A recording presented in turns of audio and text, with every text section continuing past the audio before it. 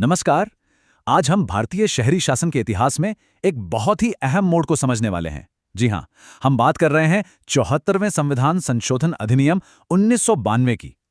ये वो पल था जिसने भारत के शहरों के काम करने के तरीके को हमेशा के लिए बदल दिया।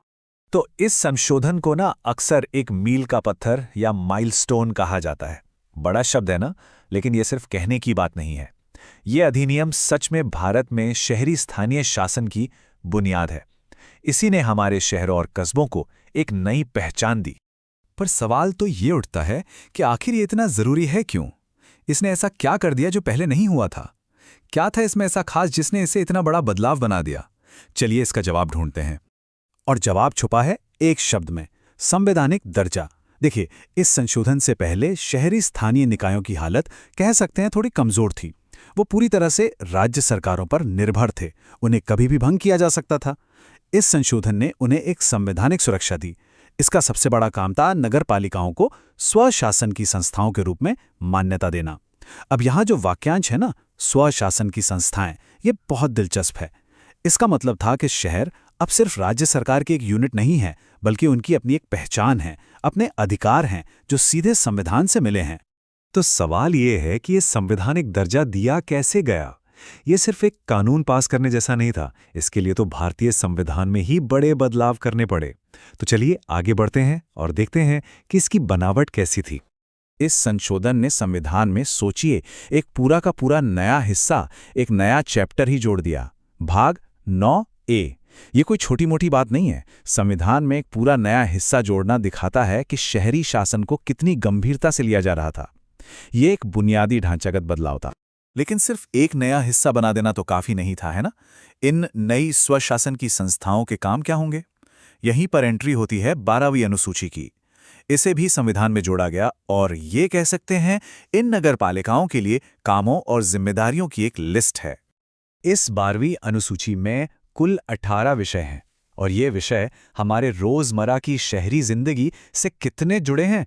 सोचिए, शहरी प्लानिंग से लेकर पीने के पानी का इंतजाम, फायर ब्रिगेड सेवाएं और पब्लिक हेल्थ तक, ये सब वही चीजें हैं जो किसी शहर को रहने लायक बनाती हैं।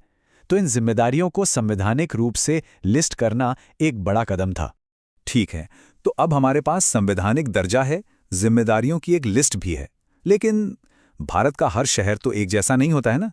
एक छोटे कस्बे की ज़रूरतें मुंबई जैसे महानगर से बिल्कुल अलग होती हैं। तो इस बात को भी इस संशोधन ने बहुत अच्छे से समझा और एक बड़ी प्रैक्टिकल 3 टियर व्यवस्था बनाई। देखिए, ये स्ट्रक्चर बड़ा ही सीधा और लॉजिकल है। सबसे पहले है नगर पंचायत। ये उन इलाकों के लिए है जो अभी-अभी गांव से शहर बन रहे हैं, ट्रांजिशन में है। फिर आती है नगर परिषद, जो छोटे शहरों के लिए है। और आखिर में बड़े शहरों के लिए है नगर निगम। मतलब एक साइज सब पर फिट नहीं होता वाला अप्रोच अपनाया गया, ताकि लोकल गवर्नेंस को उस इलाके की जरूरतों के हिसाब से ढाला जा सके। तो इन सब का मतलब क्या निकलता है? एक नया संवैधानिक हिस्सा, एक नई अनुसूची, एक 3 लेवल का स्ट्रक्चर। इन सब के पीछे असली मकसद क्या था? चलिए इन सारे डॉट्स को कनेक्ट करते हैं। और हम घूम फिरकर फिर से वहीं आ जाते हैं इस पूरे विश्लेषण के केंद्र में। असली मकसद था डिसेंट्रलाइजेशन, यानी सत्ता को राजधानियों से निकालकर शहरों और कस्बों में आम लोगों के और करीब लाना। उन्हें अपने विकास, अपनी प्लानिंग और अपनी समस्याओं को सुलझाने का अधिकार देना। उन्हें सही मायनों में स्वशासन की संस्थाएं बनाना। देखिए, इस एक्ट ने एक मजबूत ढांचा तो तैयार कर दिया। इसने शहरों को ताकत देने का एक संवैधानिक दरवाजा खोल दिया। लेकिन इसने एक सवाल भी खड़ा किया जिस पर आज तक बहस होती है। कागज पर जो ताकत दी गई और जमीन पर जो हकीकत है, उसमें कितना फर्क है? तो असल में शहरों को कितनी शक्ति मिली? ये एक ऐसा सवाल है जो हमें इस विषय पर और ज्यादा सोचने पर मजबूर करता है।